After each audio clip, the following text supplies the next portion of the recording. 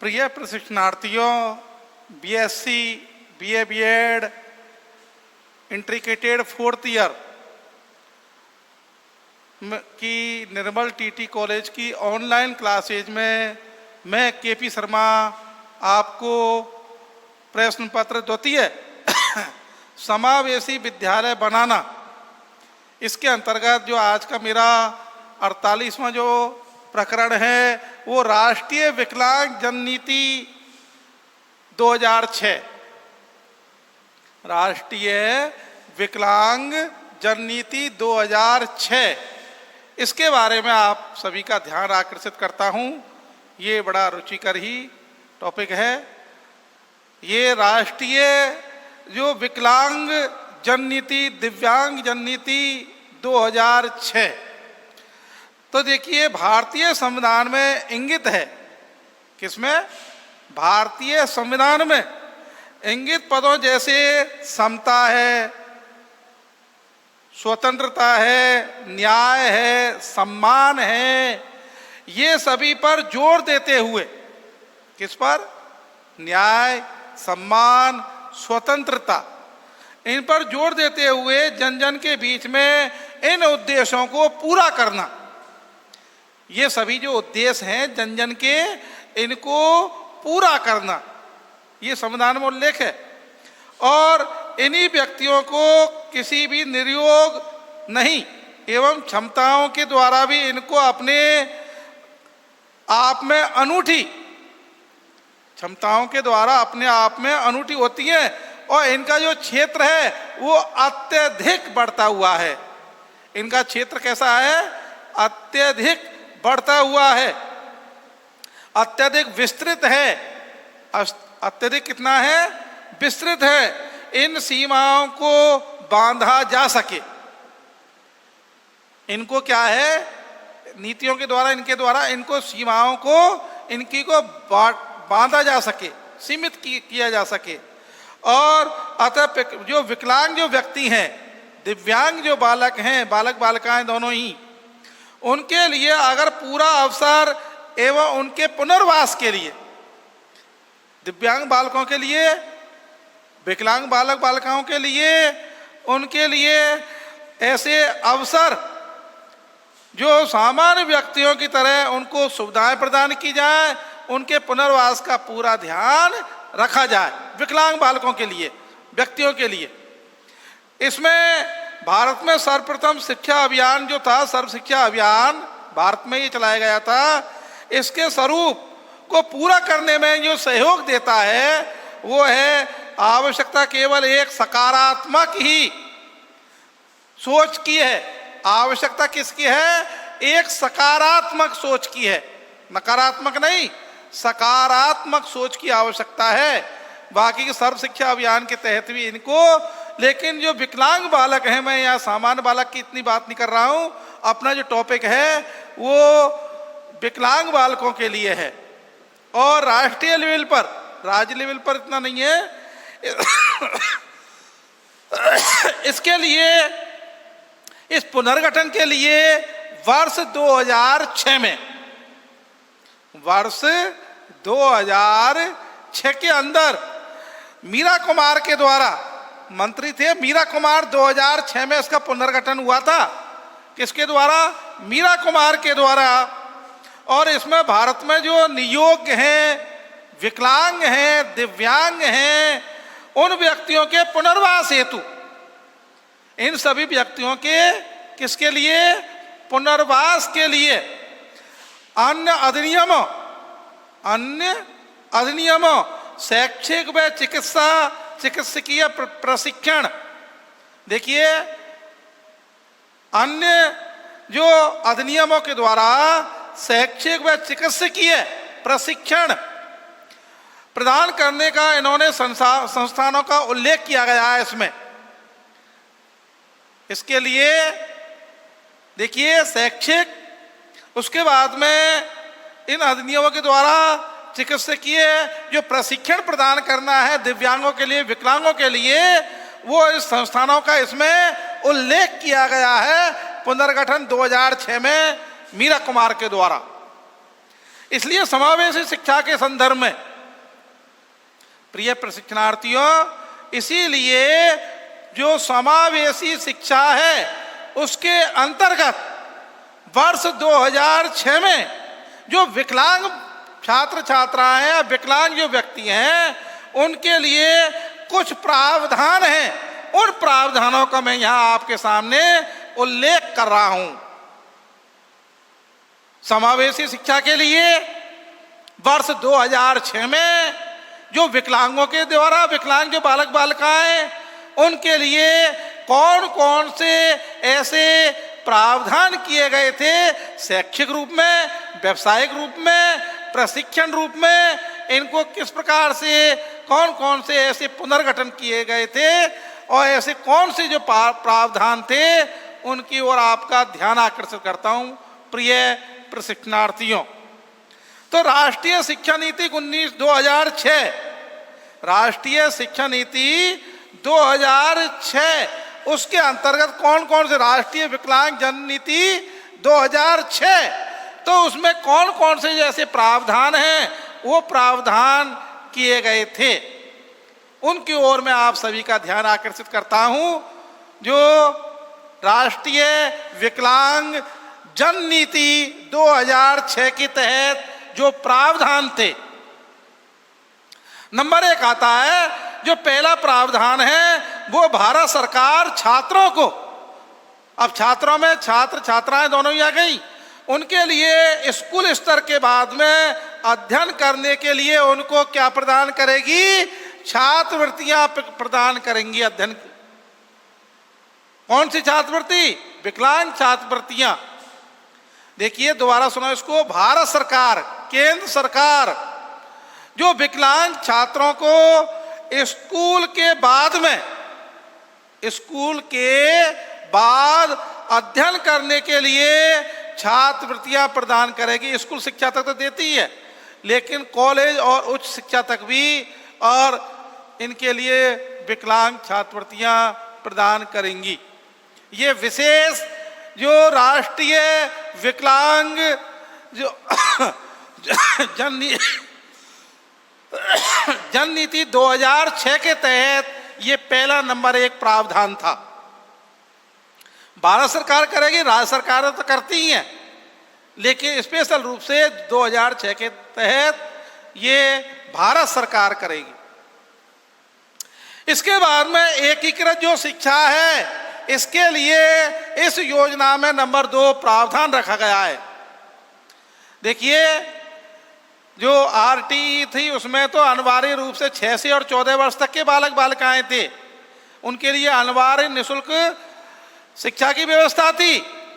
लेकिन 2006 की जो राष्ट्रीय विकलांग जन नीति है, उसके तहत एकीकृत जो शिक्षा है, इसमें जो आयु है वो 15-18 के द्वारा, 15-18 वर्ष की जो आयु रखी है, इसमें विकलांग बच्चों को एकीकृत शिक्षा योजना जो जिसको IDC के नाम से भी इनको निःशुल्क व अनिवार्य शिक्षा दी जाएगी। इनके लिए निःशुल्क व अनिवार्य शिक्षा दी जाएगी। जबकि सरकार द्वारा जो सर्व शिक्षा अभियान शुरू किया गया था, सरकार के द्वारा सर्व शिक्षा अभियान जो शुरू करा था, जिनका उद्देश्य 6 से और 14 वर्ष तक के जो बालक थे सभी, उनको 2010 तक अर्थात 8 वर्ष के अंदर उनके लिए प्राथमिक शिक्षा प्रदान कराना लक्ष्य था। प्राथमिक शिक्षा पूरी कराना उनका लक्ष्य था 2010 तक। 6 से और 14 वर्ष तक के जो बालक थे, सभी बालक।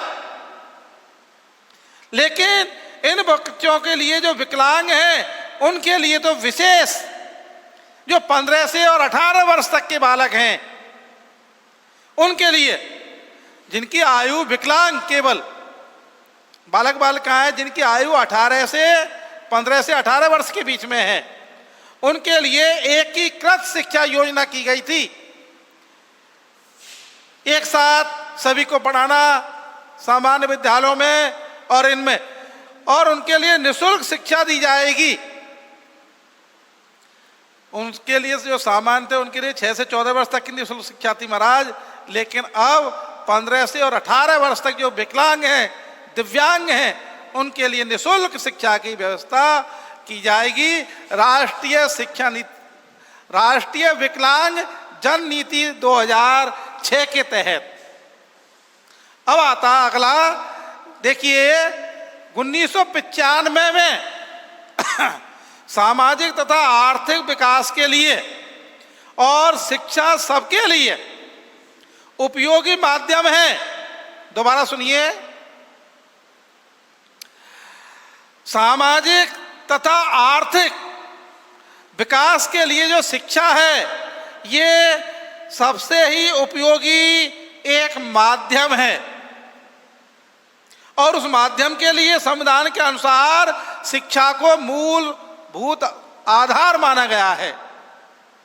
संविधान के अनुसार शिक्षा को एक मूलभूत अधिकार माना गया है, और इसको निःशुल्क व इन व्यक्तियों को निःशुल्क लेकिन जो निःशक्त जन है उनके लिए तो विशेष बता रहा हूं, जो विकलांग है, दिव्यांग है, उनके लिए तो 1995 में इनके लिए धारा 26 के तहत, संविधान की जो धारा 26 के तहत कम से कम 18 वर्ष की आयु सभी विकलांगों को लिए निःशुल्क एवं अनिवार्य शिक्षा दी जाएगी। 18 वर्ष तक इनको 1995 की धारा 26 के तहत निःशुल्क व अनिवार्य शिक्षा दी जाएगी निःशक्त जनों के लिए। शिक्षा ही नहीं, उनके लिए सारी व्यवस्थाएं की जाएंगी जो उनकी शिक्षा में आवश्यकताएं हैं। संसाधन उनको उपलब्ध करवाए जाएंगे, उनके लिए जैसी भी विकलांगता है उस विकलांगता की पूर्ति की जाएगी, उसके लिए संसाधन जुटाए जाएंगे। इसके बाद में देखिए सन 2001 की जो जनगणना हुई थी, उस जनगणना में फिर भी 55% जो विकलांग व्यक्ति हैं वो अनपढ़ रह गए। सन 2001 की जो जनगणना है, सन 2001 की जनगणना के अनुसार जो विकलांग व्यक्ति हैं वो 55% अनपढ़ हैं। ये भी इसका लाभ नहीं उठा पाए। सन 2000 की जो जनगणना हुई थी उसमें 2001 की जो जनगणना हुई थी उसमें जो विकलांग बालक बालिकाएं हैं वो 55% अनपढ़ हैं, केवल 45% ने ही लाभ लिया है। और जो विकलांग व्यक्ति हैं उनको समावेशी शिक्षा के माध्यम से समस्त जो शिक्षा पद्धतियां हैं उनके लिए मुख्य धारा में लाए जाने की आवश्यकता है। किसके द्वारा? समावेशी शिक्षा के द्वारा। जो विकलांग जो बालक बालिकाएं हैं उनको समावेशी शिक्षा के द्वारा उनके लिए जो मुख्य धारा में लाने की आवश्यकता है, दिव्यांगों के लिए, विकलांगों के लिए। अब यहाँ तो ये केवल 2001 की जनगणना के अनुसार 55%, केवल 45% ने ही लाभ लिया है जो विकलांग बालक बालिकाएं हैं।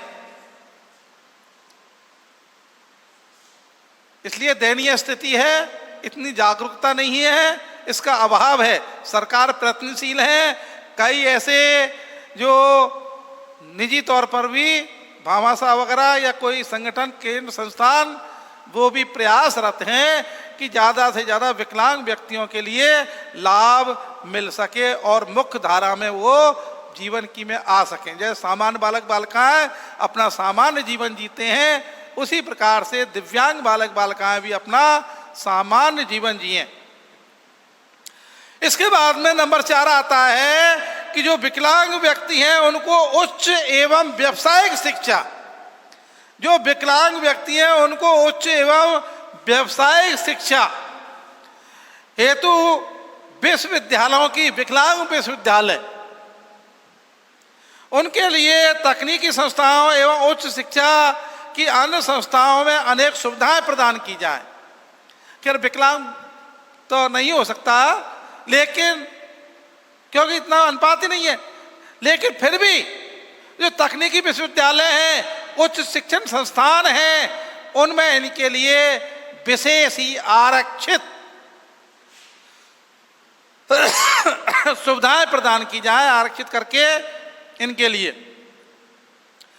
उच्च और व्यावसायिक शिक्षा के लिए। सामान्य शिक्षा ये तो ही है, लेकिन जो उच्च शिक्षा है, व्यवसाय शिक्षा है, उनमें ऐसे इनकी प्रशिक्षण की और तकनीकी शिक्षा की विशेष इनके लिए सुविधाएं प्रदान की जाए।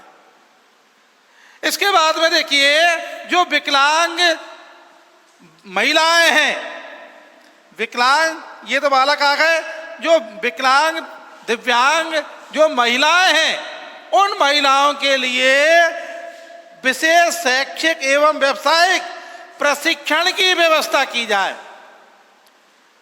पुनः सुनिए, जो महिलाएं हैं विकलांग दिव्यांग, उन महिलाओं के लिए, उनके लिए विशेष शैक्षिक और व्यावसायिक प्रशिक्षण की व्यवस्था की जाए, जिससे कि वो महिलाएं अपने, उनके लिए शिक्षा, रोजगार व अन्य पुनर्वास सेवाएं प्रदान करने हेतु उनके लिए विशेष कार्यक्रम बनाए जाएं। पुनर्वास के लिए महिलाओं के लिए शैक्षिक एवं विशेष व्यावसायिक और रोजगार हेतु उनके लिए पुनर्वास के लिए ऐसे कार्यक्रम बनाए जाएं। विकलांग जो महिलाएं, उनके लिए विशेष शैक्षिक एवं व्यावसायिक सुविधाओं की व्यवस्था की जाए। जो दिव्यांग और विकलांग विशिष्ट आवश्यकता वाली जो महिलाएं हैं, उनके लिए शैक्षिक एवं व्यावसायिक रोजगार के लिए भी उनके लिए ऐसी सुविधाएं की व्यवस्था की जाए। प्रिय प्रशिक्षणार्थियों, अपना जो टॉपिक चल रहा है वो चल रहा है राष्ट्रीय जो विकलांग जन नीति 2006, उसके तहत मैंने आपको विकलांग महिला जो विशेष शैक्षिक एवं व्यावसायिक उनके लिए प्रशिक्षण की व्यवस्था की जाए, उनको इतने सुविधाएं प्रदान की जाए जिससे कि वो सामान्य महिलाओं की तरह ही अपना जीवन निर्वाह कर सकें और अपने मुख्य धारा में आ सकें, और जो विकलांगता है उनके लिए अभिशाप, उनका पश्चाताप न हो। इसके लिए सरकार के द्वारा, केंद्र सरकार के द्वारा, राज्य सरकारों के द्वारा ऐसी व्यवस्था की जाए। लेकिन जो अपनी 2006 नीति है, इसमें तो केंद्र सरकार का ही ज्यादा सहभागिता है। देखिए, ऐसे विकलांग व्यक्ति, बालक बालिकाएं जो सुविधा रहित हैं, जिनको सुविधाएं वाले क्षेत्रों में उनके लिए विद्यमान जो संस्थान है, वहां पर जो संस्थान स्थापित हैं, उनमें अनुकूल बना करके संस्थाओं को शीघ्र ही स्थापना की जाए, और जो विभिन्न प्रकार के जो उत्पादनकारी क्रियाकलाप हैं, उत्पादनकारी क्रियाकलाप है वहां पर, उस क्षेत्र में जहां विकलांग रहते हैं, दिव्यांग रहते हैं, उस क्षेत्र में उनके अनुरूप विकलांग व्यक्तियों में कौशल विकास बढ़ाने के लिए, क्या बढ़ाने के लिए? कौशल विकास बढ़ाने के लिए और व्यावसायिक शिक्षा की सुविधाओं को प्रोत्साहित किया जाए। और जो व्यावसायिक प्रशिक्षण है, व्यावसायिक शिक्षा है, तकनीकी शिक्षा है, उनकी सुविधाओं के लिए उन वहाँ पर ऐसे क्षेत्रों को प्रोत्साहित किया जाए, उन संस्थानों के लिए। प्रिय प्रशिक्षणार्थियों, देखिए, जो सुविधा रहित हैं और वहां पर सुविधा वाले जो क्षेत्र विद्यमान ऐसी संस्थाओं को अनुकूल बनाया जाए, प्रतिकूल नहीं, अनुकूल। और संस्थानों की जो कमी है उनकी शीघ्र स्थापना करके, अगर वह कमियां महसूस होती हैं तो वह शीघ्र ही स्थापना करके विभिन्न प्रकार के उत्पादनकारी, कैसे, विभिन्न प्रकार के उत्पादनकारी कलापों को, जो क्रियाकलाप है वहां के उत्पादन जो कार्य क्रियाकलाप हैं, उनके लिए अनुरूप जो विकलांग व्यक्ति हैं उनके लिए विकास, जो कौशल है या कौशल विकास है, उसको बढ़ाने के लिए तकनीकी शिक्षा या तकनीकी व्यावसायिक शिक्षा सुविधाओं को प्रोत्साहित किया जाए। तकनीकी शिक्षा या तकनीकी विकास, व्यावसायिक शिक्षा, उनके लिए विकास प्रोत्साहित करके किया जाए। ऐसे बालकों के लिए जो सुविधा रहित हैं, अब आता है अपने पास में राज्य सरकारों, स्वैच्छिक संगठनों, इनके लिए जो दिव्यांग बालक बालिकाएं हैं, किनके राष्ट्रीय विकलांगजन नीति 2006 के तहत इसमें राज्य सरकारों तथा स्वैच्छिक संस्थानों, स्वैच्छिक संगठनों द्वारा इनके क्रियान्वित की जाने वाली, जिसको IEDC योजना के अंतर्गत इनके लिए विशेष शिक्षकों, पुस्तकों, स्टेशनरी, वस्त्र, पोशाक वगैरह इनके लिए, और परिवहन की दृष्टि से इनकी सुविधाएं, और विकलांगों के लिए सुविधाएं, जैसी विकलांगता है जिस प्रकार की, उस प्रकार की उनको सुविधाएं। जैसे अंधा बालक है तो उसके लिए दृष्टि के लिए सुविधाएं, अगर कोई कम सुनने वाला या बहरा है उसके लिए श्रवण यंत्रों की व्यवस्था, और मान लो हैंडीक्राफ्ट है, बिल्कुल चल नहीं सकता है, उसके लिए ट्राईसाइकिल वगैरह ऐसी सुविधाएं प्रदान की जाएं। जैसा विकलांग है उसको वैसी ही सुविधाएं प्रदान की जाएं। उनके लिए रीडर भत्ता, हॉस्टल भत्ता, अनुदेशन प्रभारी और उत्पादन सामान शिक्षकों का जो प्रशिक्षण है, उनके लिए विभिन्न सुविधाएं या वित्तीय सहायता प्रदान की जाए, जिससे कि शिक्षक संगठन, ऐसे संस्थान विशेष ही रुचि जागृत कर सकें और विशेष रूप से सहयोगी बन सकें इस कार्य के लिए। ये दो राष्ट्रीय जो विकलांग जन नीति 2006 थी, उसके तहत राज्य सरकारों, स्वैच्छिक संगठनों, इनके लिए वित्तीय सहायता उपलब्ध करवाई जाए। दी जाती तो है, वर्तमान में भी दी जा रही है, लेकिन और इनके अनुकूल बनाया जाए, जिससे कि ये उन बालक बालिकाओं के लिए अच्छे शिक्षक, अच्छी पाठ्य पुस्तकें, अच्छे उनको सुविधाएं प्रदान कर सकें, और रीडर भत्ता, हॉस्टल भत्ता, अनुदेशन सामग्री, उत्पाद सामान जो शिक्षक हैं उनके लिए ऐसी विभिन्न योजनाओं के द्वारा इनको सुविधाएं प्रदान की जाए, जिससे कि इनको वित्तीय सहायता के द्वारा ये अपना कार्य को समय पर और अच्छा, मजबूत, रुचिकर बना सकें। इसके बाद में देखिए, विकलांग जो बच्चे हैं, बालक बालिकाएं, उनकी पहले पहचान की जाए। पहले क्या है, जो विकलांग बालक बच्चे हैं उनकी पहचान की जाए, पहले सर्वे किया जाए, उसके बाद में प्रवेश दिलाना है और इनकी जो शिक्षा जारी रखने के लिए राज्य सरकार जो विकलांग बालक बालिकाएं हैं उनकी शिक्षा को जारी रखने के लिए, उनकी शिक्षा को जारी रखने के लिए जो सरकार की ओर से नियमित सर्वेक्षण द्वारा सफल प्रयास किए जाए। पहले सर्वेक्षण किया जाए, फिर उसको सफल बनाने के लिए प्रयास किए जाए, जिससे कि सरकार जो विकलांग बालक बालिकाएं उनके लिए उपयुक्त तरीके से उनकी शिक्षण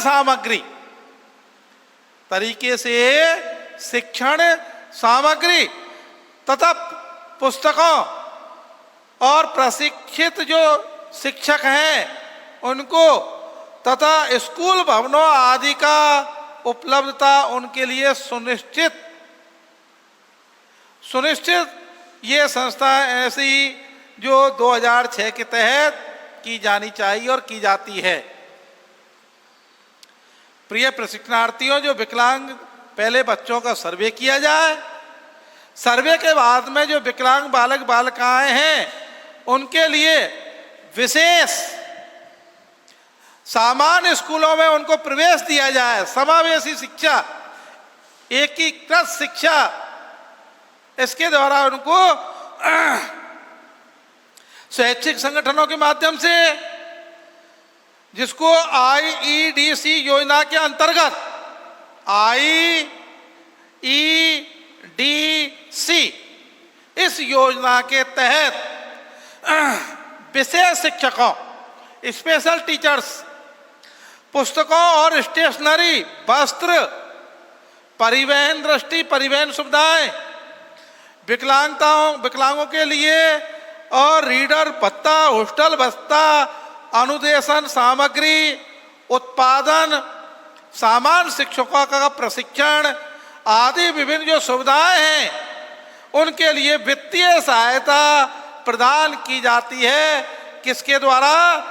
IEDC के द्वारा 2000 जो राष्ट्रीय विकलांग जन नीति 2006 के तहत, राष्ट्रीय विकलांग जन नीति 2006 के तहत ऐसी सुविधाएं प्रदान की जाती हैं।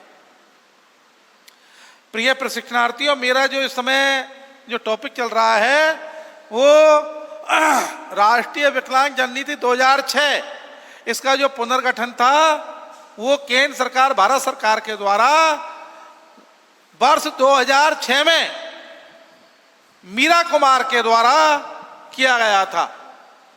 उनके द्वारा जो विकलांग बालक बालिकाएं हैं उनके लिए शिक्षा पूरी होने के बाद में उनके लिए विशेष छात्रवृत्ति का प्रावधान रखा गया है। किसका प्रावधान रखा गया है? छात्रवृत्ति का प्रावधान है। अध्ययन करने के बाद में, अध्ययन करते हैं तब तो मिलती है, लेकिन उसके बाद में भी उच्च शिक्षा प्राप्त करने के लिए भी।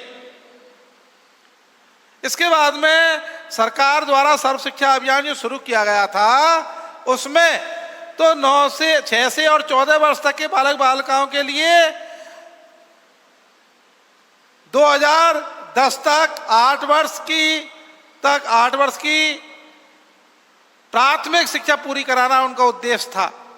लेकिन इसी में ही जो विकलांग बालक बालिकाएं हैं, राष्ट्रीय शिक्षा नीति जो राष्ट्रीय विकलांग जन नीति 2006, इसके तहत तो 15 से 18 वर्ष तक की जो आयु है, 15 से 18 वर्ष तक की आयु है, उनके लिए एकीकृत शिक्षा योजना लागू की गई थी। और इसको एकीकृत जो शिक्षा योजना है जिसका IEDC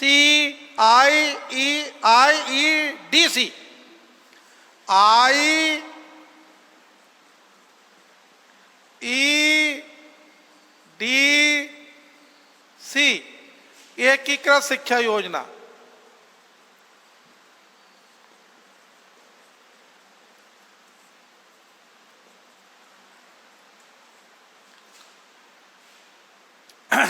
इसमें जो दिव्यांग बालक बालिकाएं, केवल सामान्य नहीं, उनके लिए 15 से और 18 वर्ष तक की आयु तक उनके लिए निःशुल्क व अनिवार्य शिक्षा की व्यवस्था की जाए।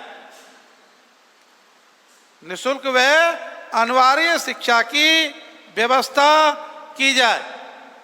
इसके बाद में सामाजिक तथा आर्थिक विकास के लिए शिक्षा ही एक सबसे उपयोगी क्या है? साधन है, माध्यम है। इसके लिए संविधान के अनुसार जो मूलभूत शिक्षा को अधिकार माना गया है, लेकिन निःशक्त जो व्यक्ति हैं, निःशक्त, विकलांग, दिव्यांग जो बालक बालिकाएं हैं, उनके लिए एक अधिनियम 1995 की धारा 26 के तहत, संविधान की 1995 में धारा 26 के तहत 18 वर्ष तक के जो बालक बालिकाएं हैं, निःशक्त जन, सामान्य नहीं, निःशक्त जन, उनके लिए सभी जो विकलांग बालक बालिकाएं, उनके लिए अनिवार्य निःशुल्क शिक्षा उपलब्ध कराने की एक योजना थी। लेकिन दुर्भाग्य रहा, इसके बावजूद भी वर्ष 2001 की जनगणना के अनुसार फिर भी 55% जो दिव्यांग बालक बालिकाएं हैं वो अनपढ़ रह गए। केवल 45% ने लाभ लिया था। केवल 2001 की जनगणना के अनुसार 55% बालक बालिकाएं दिव्यांग वो अनपढ़ रह गए। ये बड़ा दुर्भाग्य रहा है।